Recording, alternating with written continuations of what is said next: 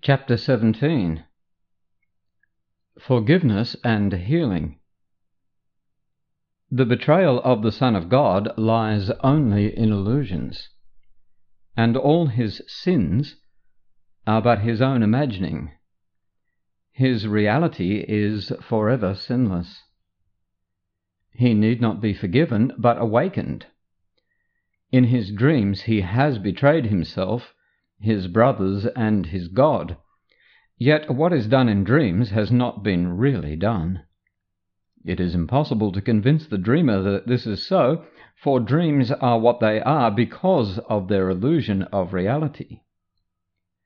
Only in waking is the full release from them, for only then does it become perfectly apparent that they had no effect on reality at all, and did not change it. Fantasies change reality. That is their purpose.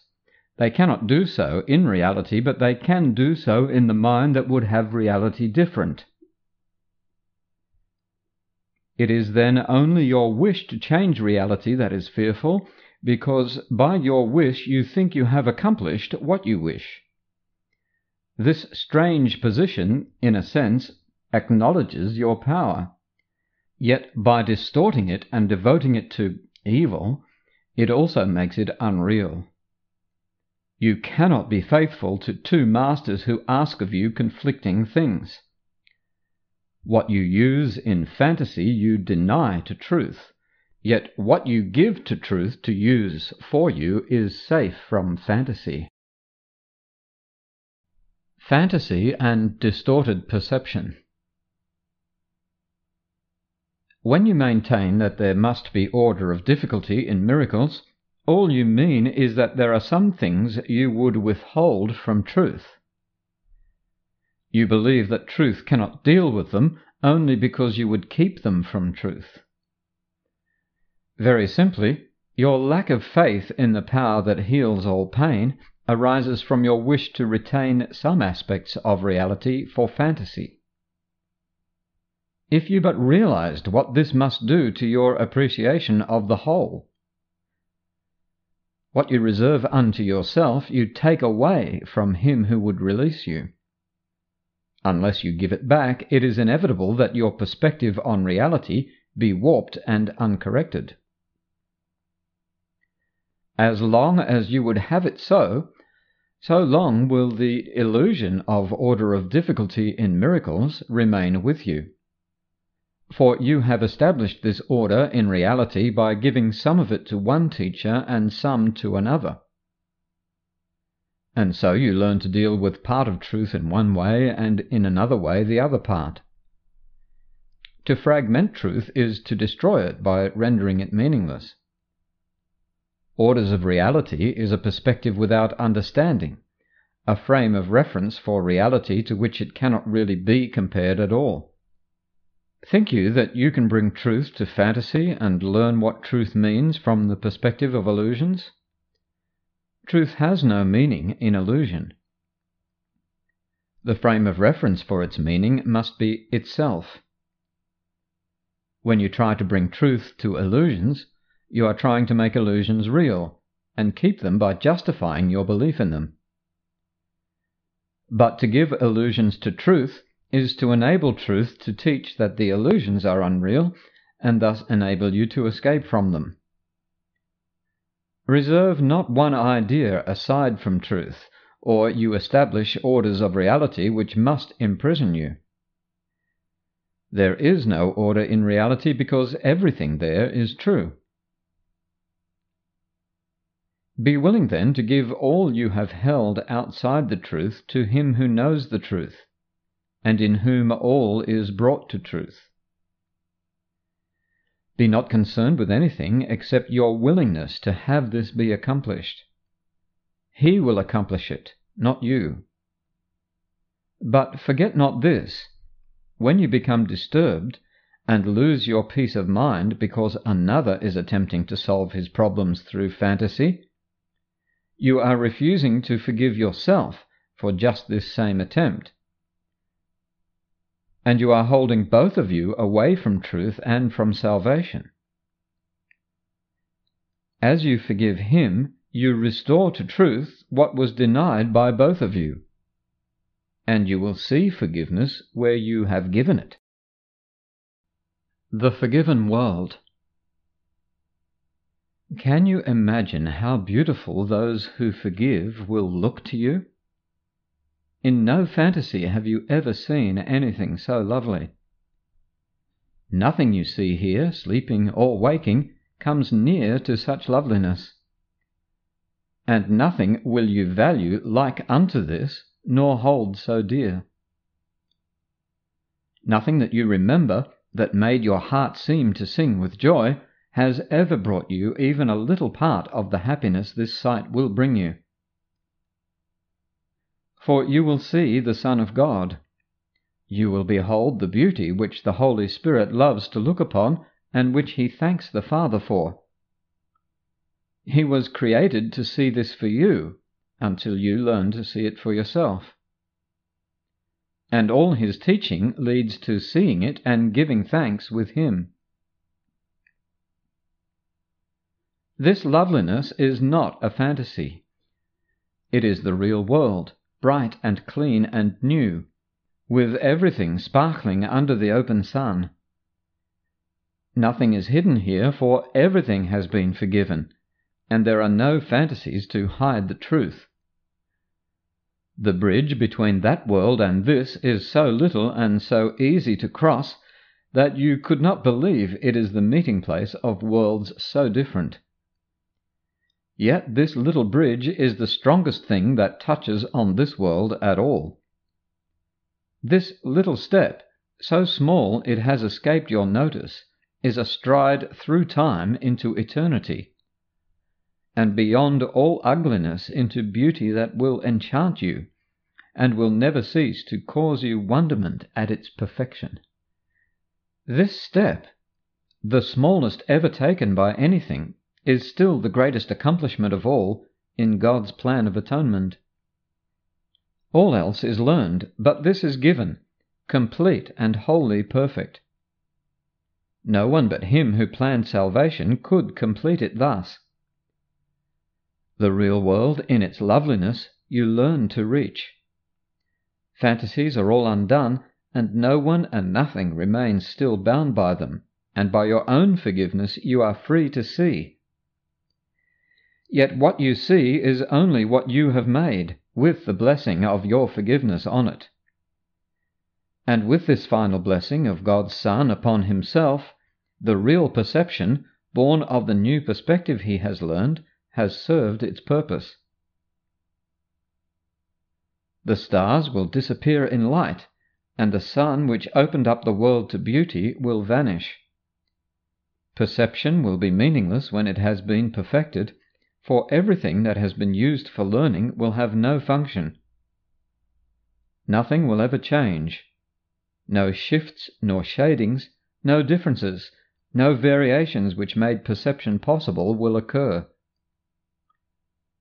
The perception of the real world will be so short that you will barely have time to thank God for it. For God will take the last step swiftly when you have reached the real world and have been made ready for him. The real world is attained simply by the complete forgiveness of the old, the world you see without forgiveness. The great transformer of perception will undertake with you the careful searching of the mind that made this world, and uncover to you the seeming reasons for your making it. In the light of the real reason which he brings as you follow him, he will show you that there is no reason here at all. Each spot his reason touches grows alive with beauty, and what seemed ugly in the darkness of your lack of reason is suddenly released to loveliness. Not even what the Son of God made in insanity could be without a hidden spark of beauty which gentleness could release. All this beauty will rise to bless your sight as you look upon the world with forgiving eyes. For forgiveness literally transforms vision, and lets you see the real world reaching quietly and gently across chaos, and removing all illusions which had twisted your perception and fixed it on the past. The smallest leaf becomes a thing of wonder, and a blade of grass a sign of God's perfection. From the forgiven world, the Son of God is lifted easily into his home, and there he knows that he has always rested there in peace. Even salvation will become a dream, and vanish from his mind. For salvation is the end of dreams, and with the closing of the dream will have no meaning. Who, awake in heaven, could dream that there could ever be need of salvation? How much do you want salvation? It will give you the real world, trembling with readiness to be given you. The eagerness of the Holy Spirit to give you this is so intense he would not wait, although he waits in patience. Meet his patience with your impatience at delay in meeting him. Go out in gladness to meet with your Redeemer, and walk with him in trust out of this world and into the real world of beauty and forgiveness. Shadows of the past. To forgive is merely to remember only the loving thoughts you gave in the past and those that were given you. All the rest must be forgotten. Forgiveness is a selective remembering, based not on your selection. For the shadow figures you would make immortal are enemies of reality. Be willing to forgive the Son of God for what he did not do. The shadow figures are the witnesses you bring with you to demonstrate he did what he did not. Because you brought them, you will hear them. And you who kept them by your own selection do not understand how they came into your minds and what their purpose is. They represent the evil that you think was done to you. You bring them with you only that you may return evil for evil, hoping that their witness will enable you to think guiltily of another and not harm yourself. They speak so clearly for the separation that no one not obsessed with keeping separation could hear them. They offer you the reasons why you should enter into unholy alliances which support the ego's goals, and make your relationships the witness to its power. It is these shadow figures which would make the ego holy in your sight, and teach you what you do to keep it safe is really love. The shadow figures always speak for vengeance, and all relationships into which they enter are totally insane. Without exception, these relationships have as their purpose the exclusion of the truth about the other and of yourself. This is why you see in both what is not there, and make of both the slaves of vengeance, and why whatever reminds you of your past grievances, no matter how distorted the associations by which you arrive at the remembrance may be, attracts you, and seems to you to go by the name of love.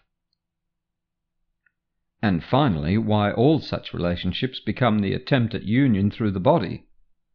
For only bodies can be seen as means for vengeance. That bodies are central to all unholy relationships is evident. Your own experience has taught you this. But what you do not realize are all the reasons which go to make the relationship unholy.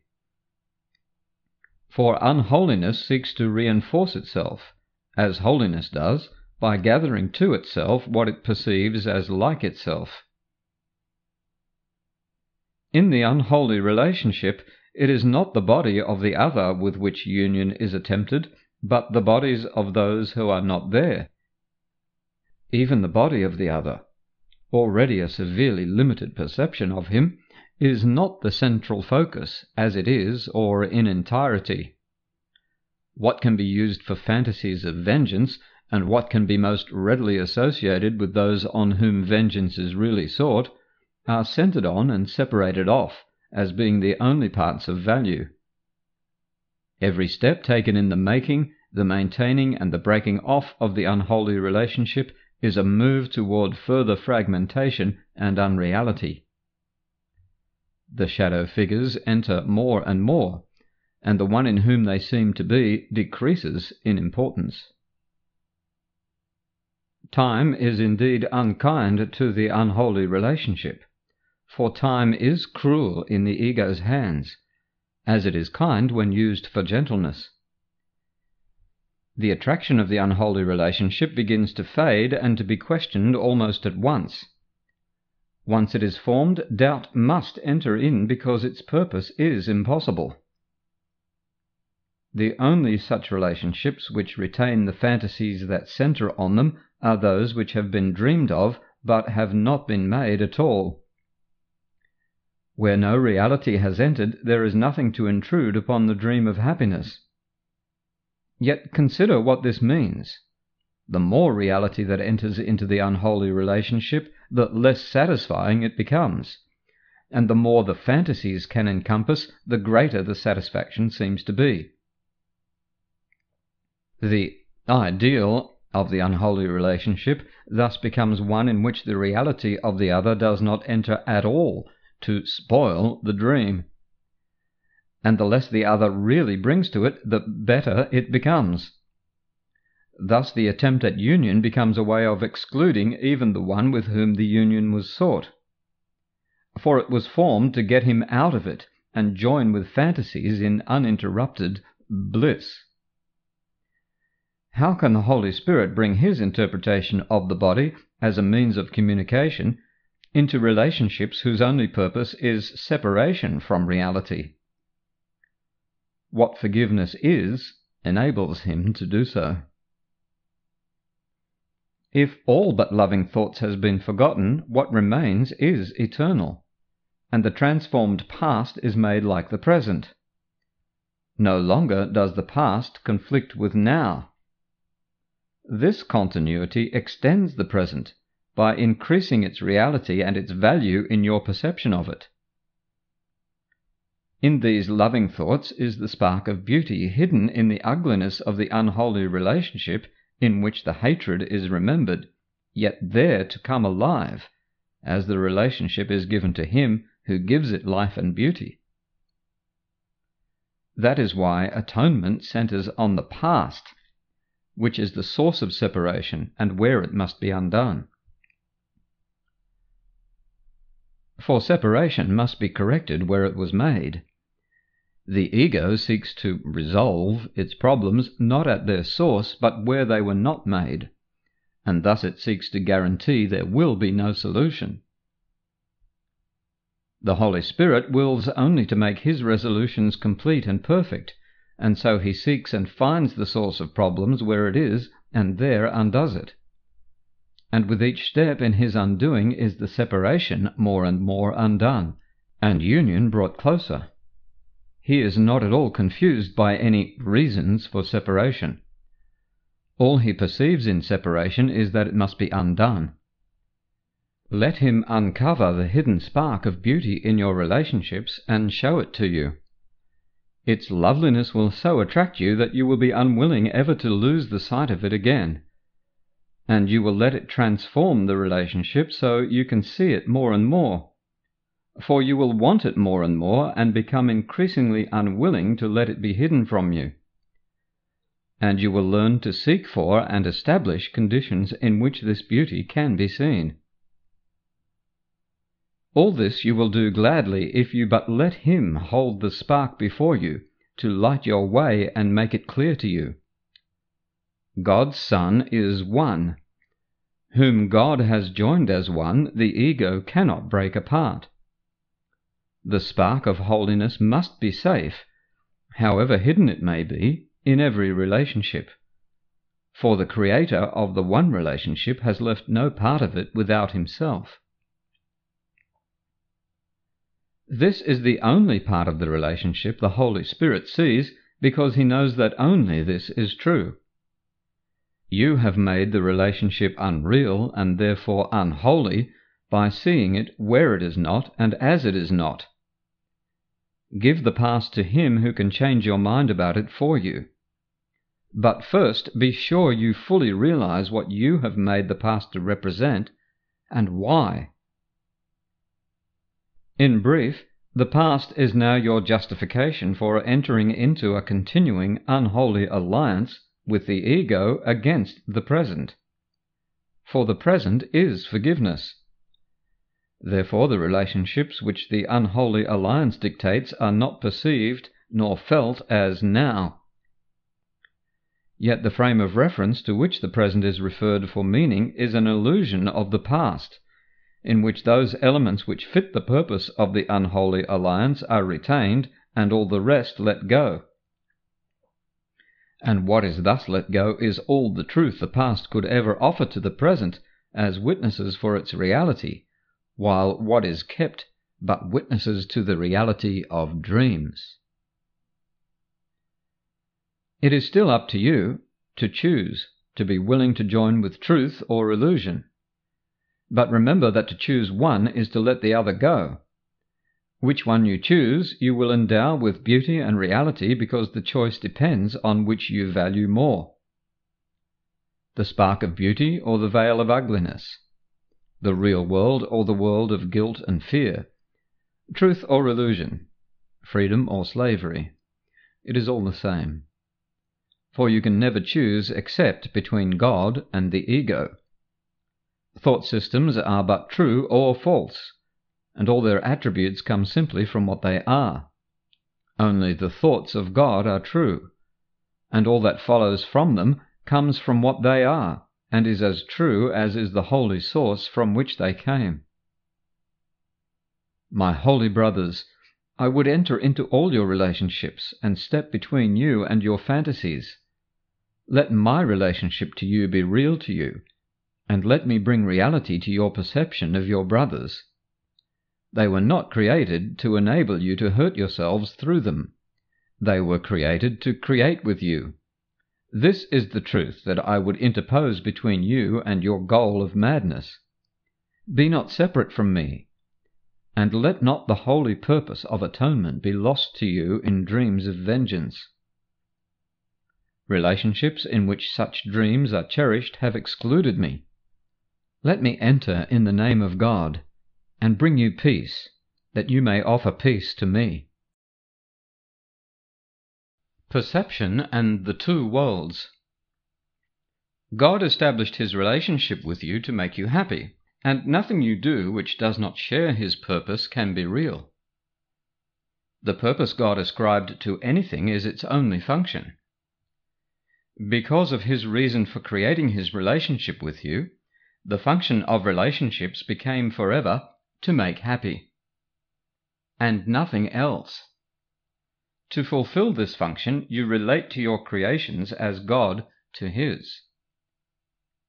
For nothing God created is apart from happiness, and nothing God created but would extend happiness as its creator did. Whatever fulfills this function not cannot be real. In this world it is impossible to create, yet it is possible to make happy. We have said repeatedly that the Holy Spirit would not deprive you of your special relationships, but would transform them. And by that, all that is meant is that he will restore to them the function given them by God. The function you have given them is clearly not to make happy, but the holy relationship shares God's purpose rather than aiming to make a substitute for it. Every special relationship which you have made is a substitute for God's will and glorifies yours instead of his because of the delusion that they are different.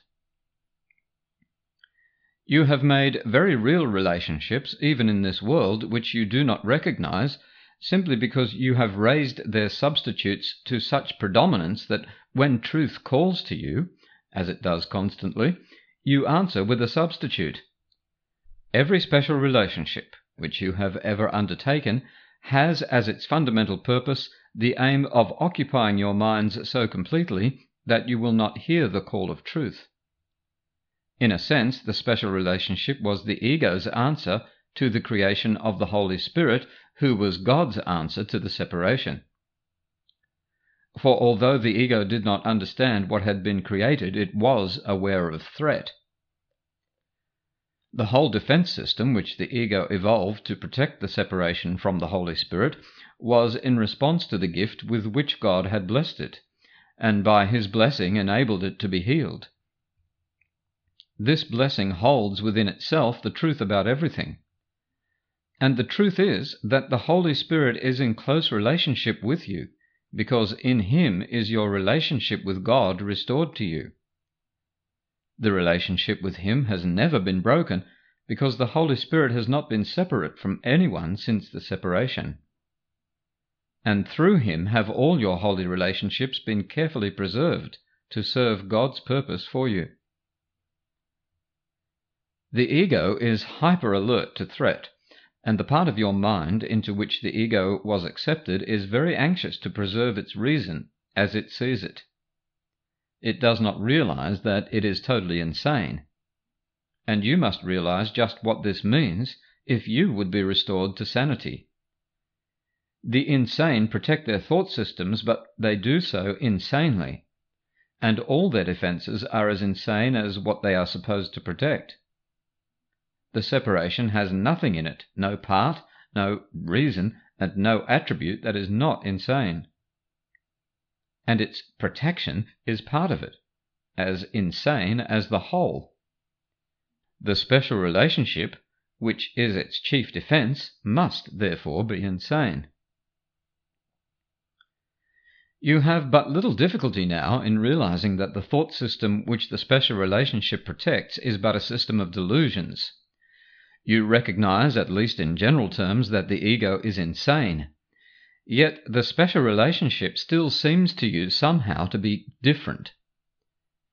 Yet we have looked at it far closer than at many other aspects of the ego's thought system which you have been more willing to let go. While this one remains, you will not let the others go, for this one is not different. Retain this one, and you have retained the whole. It is essential to realize that all defenses do what they would defend.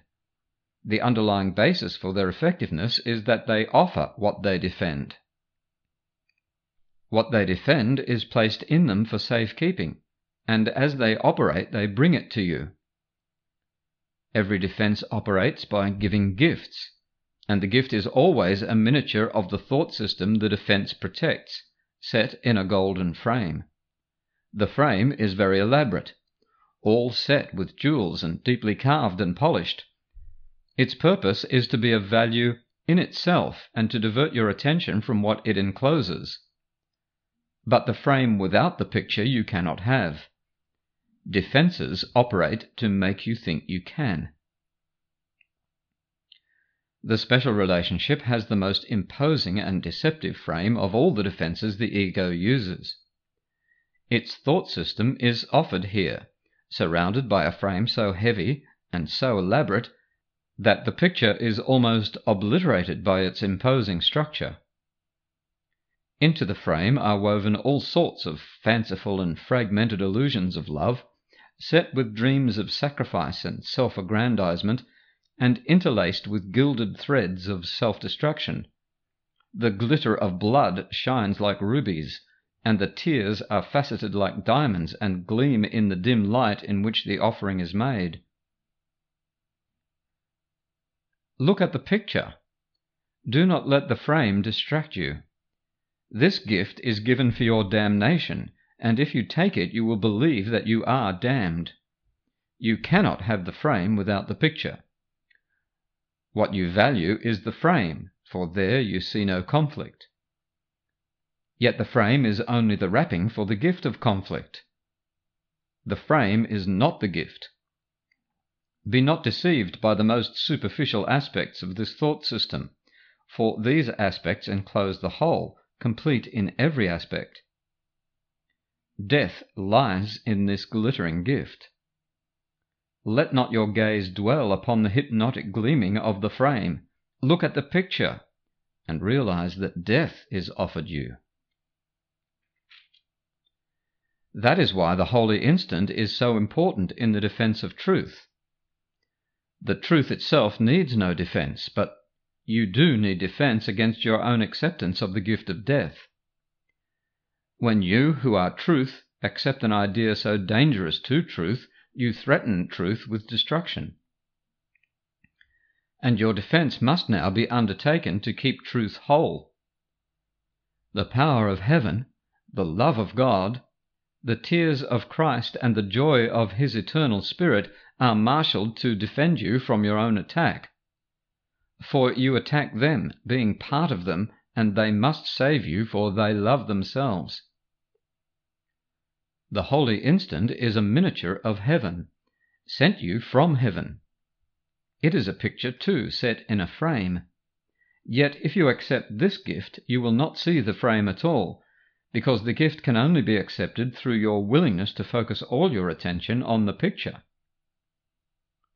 The holy instant is a miniature of eternity. It is a picture of timelessness, set in a frame of time. If you focus on the picture, you will realize that it was only the frame that made you think it was a picture. Without the frame, the picture is seen as what it represents. For as the whole thought system of the ego lies in its gifts, so the whole of heaven lies in this instant, borrowed from eternity and set in time for you. Two gifts are offered you. Each is complete and cannot be partially accepted. Each is a picture of all that you can have, seen very differently. You cannot compare their value by comparing a picture to a frame. It must be the pictures only that you compare, or the comparison is wholly without meaning. Remember that it is the picture that is the gift, and only on this basis are you really free to choose. Look at the pictures, both of them. One is a tiny picture, hard to see at all beneath the heavy shadows of its enormous and disproportionate enclosure. The other is lightly framed and hung in light, lovely to look upon for what it is. You who have tried so hard, and are still trying, to fit the better picture into the wrong frame, and so combine what cannot be combined, accept this and be glad. These pictures are each framed perfectly for what they represent. One is framed to be out of focus and not seen. The other is framed for perfect clarity. The picture of darkness and of death grows less convincing as you search it out amid its wrappings. As each senseless stone which seems to shine in darkness from the frame is exposed to light, it becomes dull and lifeless, and ceases to distract you from the picture. And finally, you look upon the picture itself, seeing at last that, unprotected by the frame, it has no meaning. The other picture is lightly framed, for time cannot contain eternity. There is no distraction here. The picture of heaven and eternity grows more convincing as you look at it. And now, by real comparison, a transformation of both pictures can at last occur, and each is given its rightful place, when both are seen in relation to each other. The dark picture, brought to light, is not perceived as fearful, but the fact that it is just a picture is brought home at last. And what you see there you will recognize as what it is, a picture of what you thought was real, and nothing more. For beyond this picture you will see nothing. The picture of light, in clear-cut and unmistakable contrast, is transformed into what lies beyond the picture. As you look on this, you realize that it is not a picture but a reality. This is no figured representation of a thought system, but the thought itself. What it represents is there. The frame fades gently, and God rises to your remembrance, offering you the whole of creation in exchange for your little picture, wholly without value and entirely deprived of meaning. As God ascends into his rightful place and you to yours, you will experience again the meaning of relationship, and know it to be true. Let us ascend in peace together to the Father, by giving him ascendance in our minds. We will gain everything by giving him the power and the glory, and keeping no illusions of where they are. They are in us through his ascendance. What he has given is his. It shines in every part of him as in the whole. The whole reality of your relationship with him lies in our relationship to one another. The holy instant shines alike on all relationships, for in it they are one. For here is only healing, already complete and perfect. For here is God, and where he is only the perfect and complete can be. The healed relationship. The holy relationship is the expression of the holy instant in living in this world. Like everything about salvation, the holy instant is a practical device, witnessed to by its results. The holy instant never fails. The experience of it is always felt. Yet without expression it is not remembered. The holy relationship is a constant reminder of the experience in which the relationship became what it is. And as the holy relationship is a continuing hymn of hate in praise of its maker, so is the holy relationship a happy song of praise to the Redeemer of relationships. The holy relationship, a major step toward the perception of the real world, is learned. It is the old unholy relationship transformed and seen anew. The holy relationship is a phenomenal teaching accomplishment. In all its aspects, as it begins, develops, and becomes accomplished, it represents the reversal of the unholy relationship. Be comforted in this. The only difficult phase is the beginning. For here, the goal of the relationship is abruptly shifted to the exact opposite of what it was. This is the first result of offering the relationship to the Holy Spirit to use for his purposes. This invitation is accepted immediately, and the Holy Spirit wastes no time in introducing the practical results of asking him to enter. At once, his goal replaces yours. This is accomplished very rapidly, but it makes the relationship seem disturbed, disjunctive, and even quite distressing. The reason is quite clear. For the relationship as it is out of line with its own goal, and clearly unsuited to the purpose which has been accepted for it. In its unholy condition, your goal was all that seemed to give it meaning. Now it seems to make no sense. Many relationships have been broken off at this point, and the pursuit of the old goal re-established in another relationship. For once the unholy relationship has accepted the goal of holiness, it can never again be what it was. The temptation of the ego becomes extremely intense with this shift in goals. For the relationship has not as yet been changed sufficiently to make its former goal completely without attraction, and its structure is threatened by the recognition of its inappropriateness for meeting its new purpose. The conflict between the goal and the structure of the relationship is so apparent that they cannot coexist. Yet now the goal will not be changed. Set firmly in the unholy relationship, there is no course except to change the relationship to fit the goal. Until this happy solution is seen and accepted as the only way out of the conflict, the relationship seems to be severely strained. It would not be kinder to shift the goal more slowly, for the contrast would be obscured, and the ego given time to reinterpret each slow step according to its liking. Only a radical shift in purpose could induce a complete change of mind about what the whole relationship is for. As this change develops and is finally accomplished, it grows increasingly beneficent and joyous. but at the beginning the situation is experienced as very precarious. A relationship undertaken by two individuals for their unholy purposes suddenly has holiness for its goal.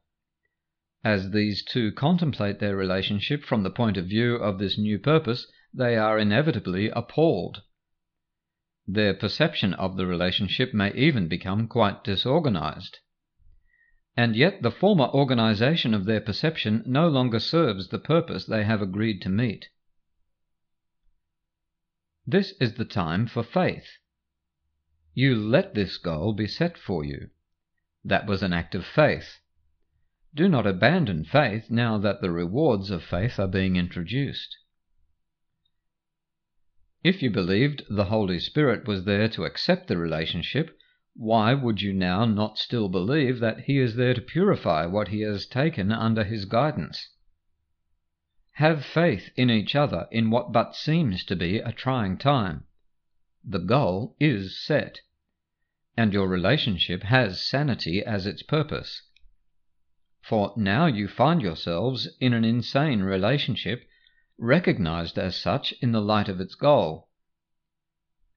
Now the ego counsels thus: substitute for this another relationship to which your former goal was quite appropriate.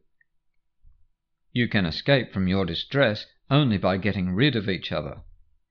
You need not part entirely if you choose not to do so, but you must exclude major areas of fantasy from each other to save your sanity. Hear not this now. Have faith in Him who answered you. He heard. Has He not been very explicit in His answer? You are not now wholly insane. Can you deny that He has given you a most explicit statement? Now He asks for faith a little longer, even in bewilderment. For this will go, and you will see the justification for your faith emerge to bring you shining conviction. Abandon Him not now, nor each other. This relationship has been reborn as holy.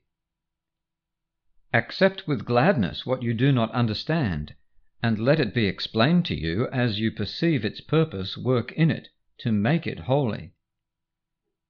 You will find many opportunities to blame each other for the failure of your relationship, for it will seem at times to have no purpose. A sense of aimlessness will come to haunt you, and to remind you of all the ways you once sought for satisfaction and thought you found it. Forget not now the misery you really found, and do not now breathe life into your failing egos. For your relationship has not been disrupted, it has been saved.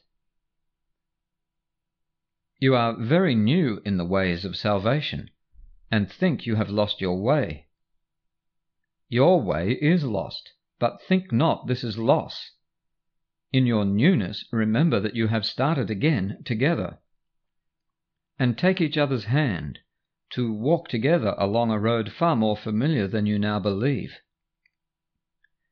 Is it not certain that you will remember a goal unchanged throughout eternity?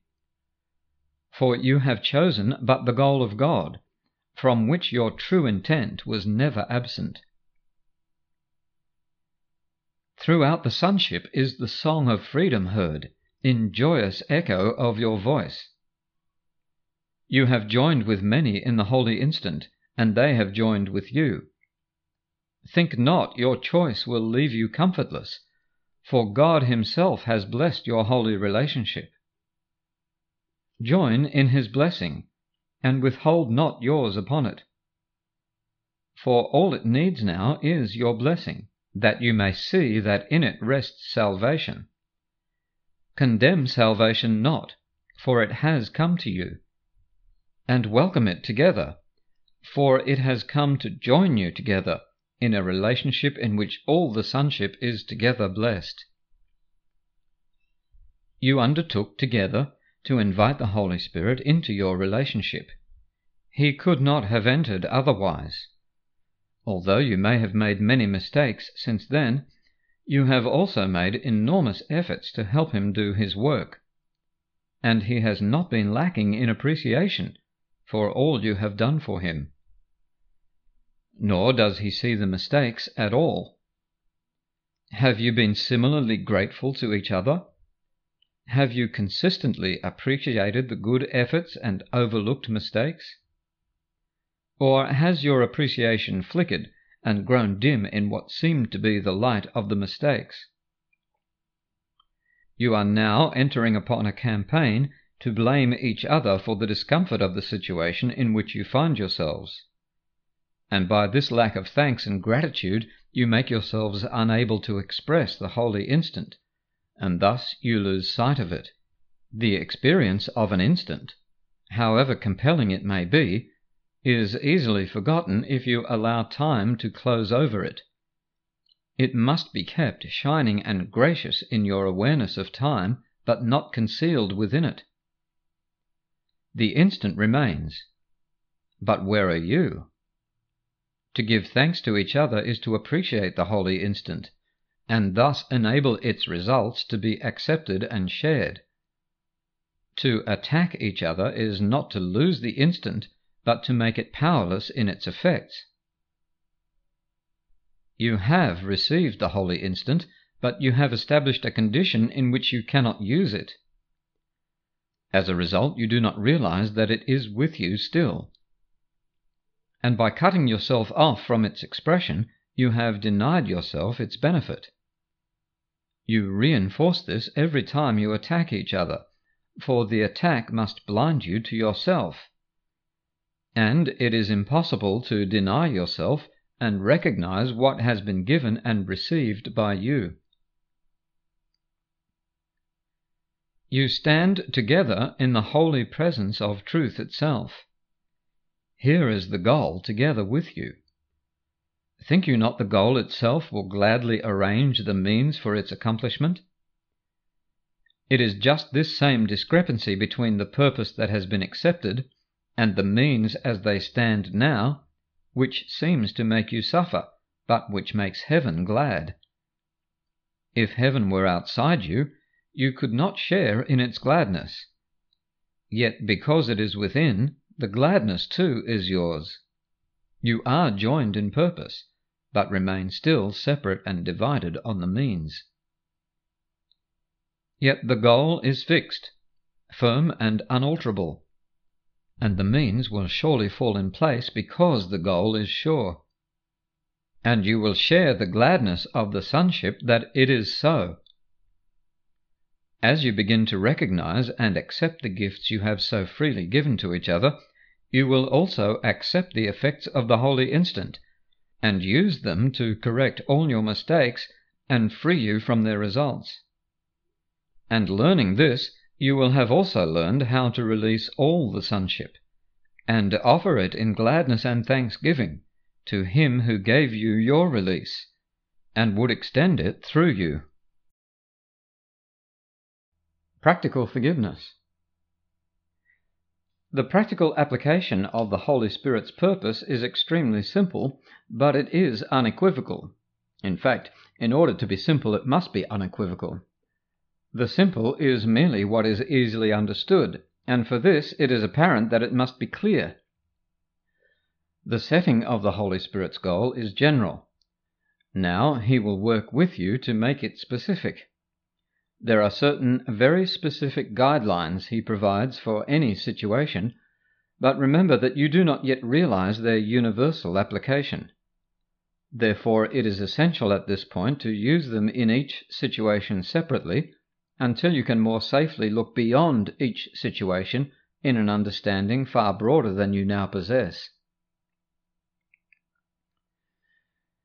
In any situation in which you are uncertain, the first thing to consider very simply is, what do I want to come of this?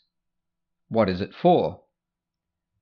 The clarification of the goal belongs at the beginning, for it is this which will determine the outcome. In the ego's procedure, this is reversed. The situation becomes the determiner of the outcome, which can be anything. The reason for this disorganized approach is evident. The ego does not know what it wants to come of it. It is aware of what it does not want, but only that. It has no positive goal at all. Without a clear-cut positive goal set at the outset, the situation just seems to happen and makes no sense until it has already happened. Then you look back at it and try to piece together what it must have meant. And you will be wrong. Not only is your judgment in the past, but you have no idea what should happen. No goal was set with which to bring the means in line. And now the only judgment left to make is whether or not the ego likes it. Is it acceptable, or does it call for vengeance? The absence of a criterion for outcome set in advance makes understanding doubtful and evaluation impossible. The value of deciding in advance what you want to happen is simply that you will perceive the situation as a means to make it happen. You will therefore make every effort to overlook what interferes with the accomplishment of your objective and concentrate on everything which helps you meet it. It is quite noticeable that this approach has brought you closer to the Holy Spirit's sorting out of truth and falsity. The true becomes what can be used to meet the goal. The false becomes the useless from this point of view. The situation now has meaning, but only because the goal has made it meaningful. The goal of truth has further practical advantages. If the situation is used for truth and sanity, its outcome must be peace. And this is quite apart from what the outcome is. If peace is the condition of truth and sanity and cannot be without them, where peace is, they must be. Truth comes of itself. If you experience peace, it is because the truth has come to you, and you will see the outcome truly, for deception cannot prevail against you. And you will recognize the outcome because you are at peace. Here again you see the opposite of the ego's way of looking, for the ego believes the situation brings the experience.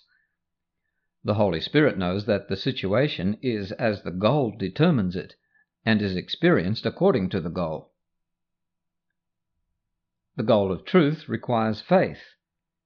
Faith is implicit in the acceptance of the Holy Spirit's purpose, and this faith is all-inclusive. Where the goal of truth is set, there faith must be. The Holy Spirit sees the situation as a whole. The goal establishes the fact that everyone involved in it will play his part in its accomplishment. This is inevitable. No one will fail in anything. This seems to ask for faith beyond you and beyond what you can give. Yet this is so only from the viewpoint of the ego, for the ego believes in solving conflict through fragmentation and does not perceive the situation as a whole. Therefore it seeks to split off segments of the situation and deal with them separately, for it has faith in separation and not in wholeness. Confronted with any aspect of the situation which seems to be difficult, the ego will attempt to take this aspect elsewhere and resolve it there. And it will seem to be successful, except that this attempt conflicts with unity and must obscure the goal of truth. And peace will not be experienced except in fantasy. Truth has not come, because faith has been denied, being withheld from where it rightfully belonged. Thus do you lose the understanding of the situation the goal of truth would bring. For fantasy solutions bring but the illusion of experience, and the illusion of peace is not the condition in which the truth can enter. The substitutes for aspects of the situation are the witnesses to your lack of faith. They demonstrate that you did not believe that the situation and the problem were in the same place. The problem was the lack of faith, and it is this you demonstrate when you remove it from its source and place it elsewhere. As a result, you do not see the problem. Had you not lacked the faith it could be solved, the problem would be gone, and the situation would have been meaningful to you, because the interference in the way of understanding would have been removed. To remove the problem elsewhere is to keep it, for you remove yourself from it and make it unsolvable. The need for faith. There is no problem in any situation that faith will not solve. There is no shift in any aspect of the problem but will make solution impossible. For if you shift part of the problem elsewhere, the meaning of the problem must be lost, and the solution to the problem is inherent in its meaning. Is it not possible that all your problems have been solved, but you have removed yourself from the solution? Yet faith must be where something has been done and where you see it done. A situation is a relationship, being the joining of thoughts. If problems are perceived, it is because the thoughts are judged to be in conflict. But if the goal is truth, this is impossible.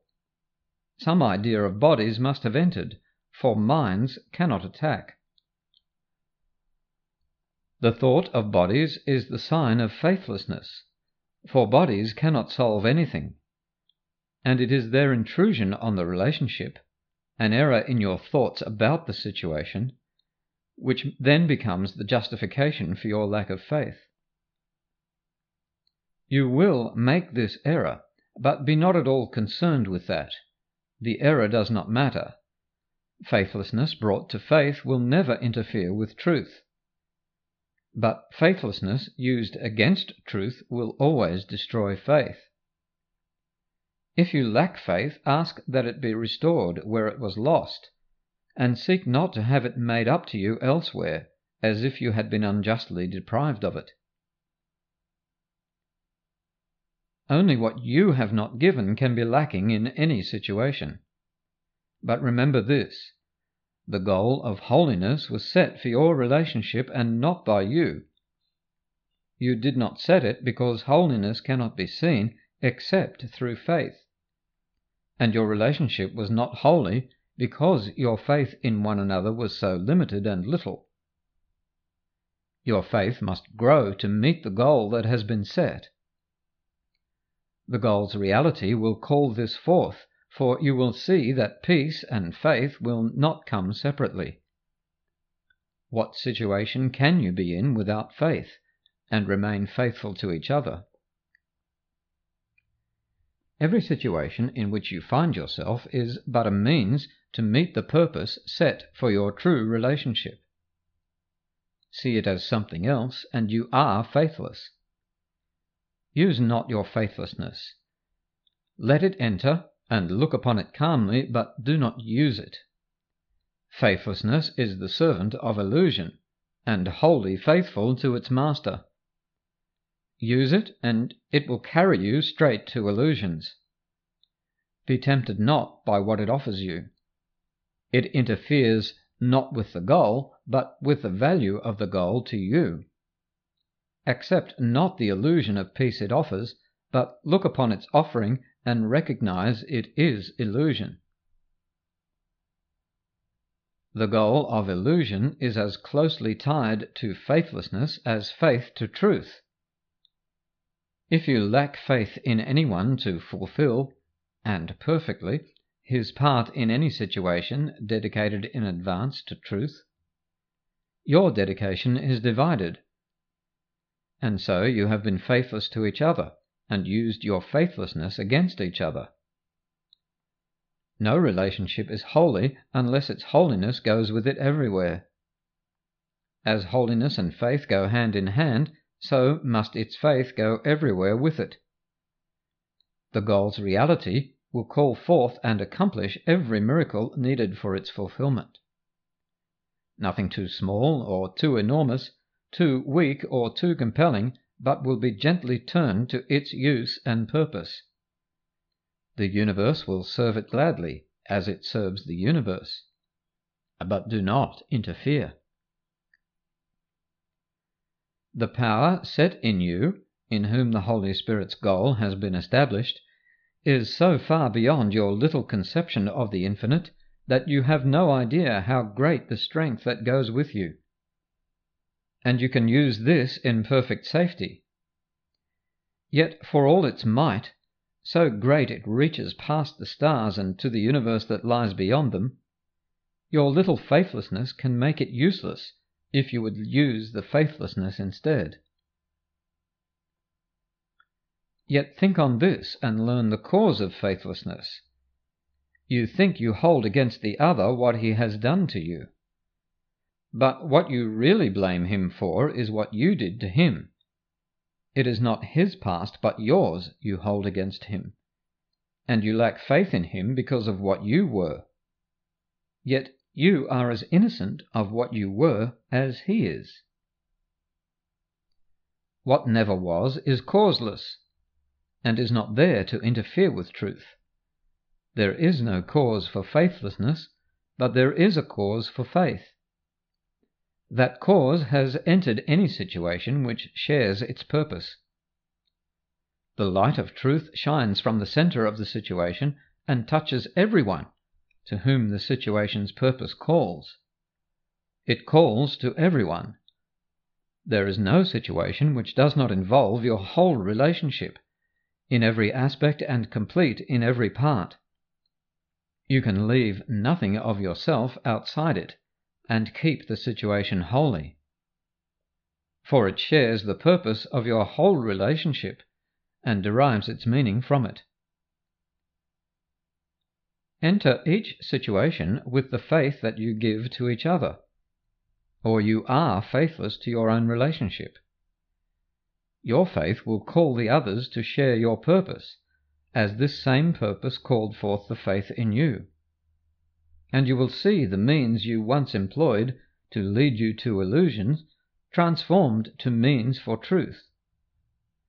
When the Holy Spirit changed the purpose of your relationship by exchanging yours for his, the goal he placed there was extended to every situation in which you enter or will ever enter, and every situation was thus made free of the past, which would have made it purposeless.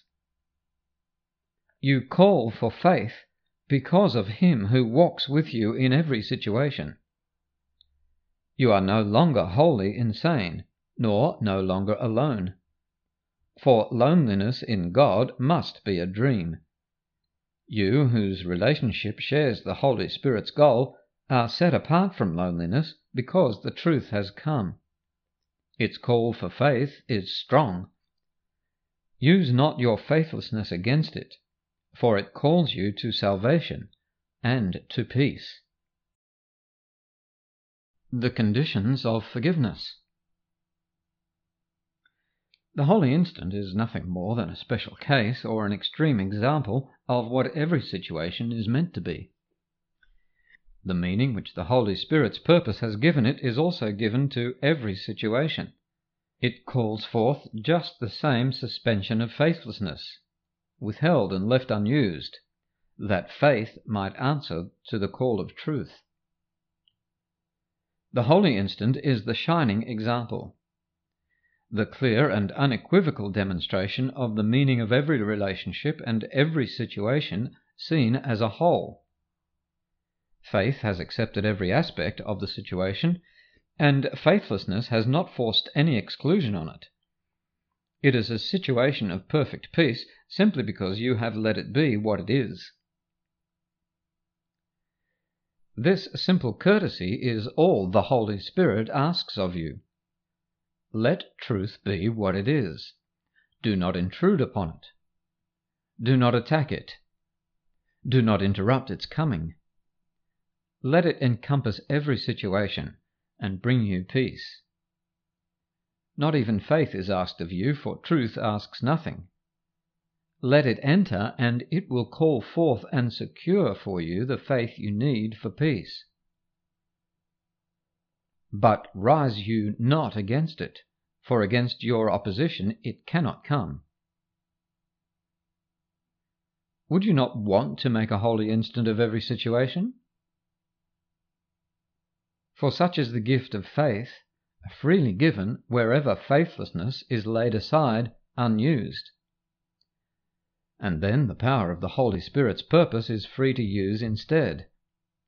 This power instantly transforms all situations into one sure and continuous means for establishing his purpose and demonstrating its reality. What has been demonstrated has called for faith and has been given it. Now it becomes a fact from which faith can no longer be withheld. The strain of refusing faith to truth is enormous and far greater than you realize, but to answer truth with faith entails no strain at all. To you who have acknowledged the call of your Redeemer, the strain of not responding to his call seems to be greater than before. This is not so. Before, the strain was there, but you attributed it to something else, believing that the something else produced it.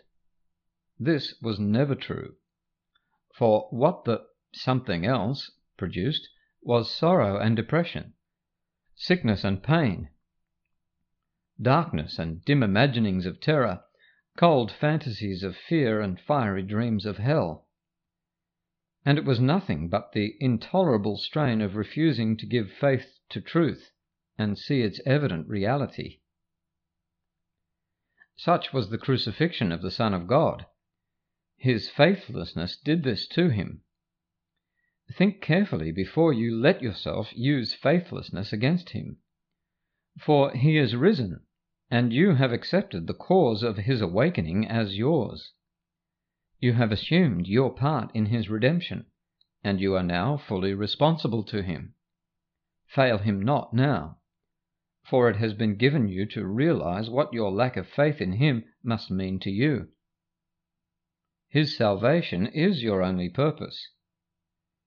See only this in every situation, and it will be a means for bringing only this. When you accepted truth as the goal for your relationship, you became givers of peace as surely as your Father gave peace to you.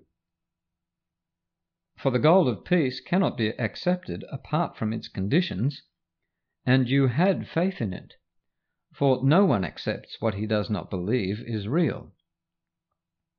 Your purpose has not changed and will not change, for you accepted what can never change, and nothing that it needs to be forever changeless can you now withhold from it.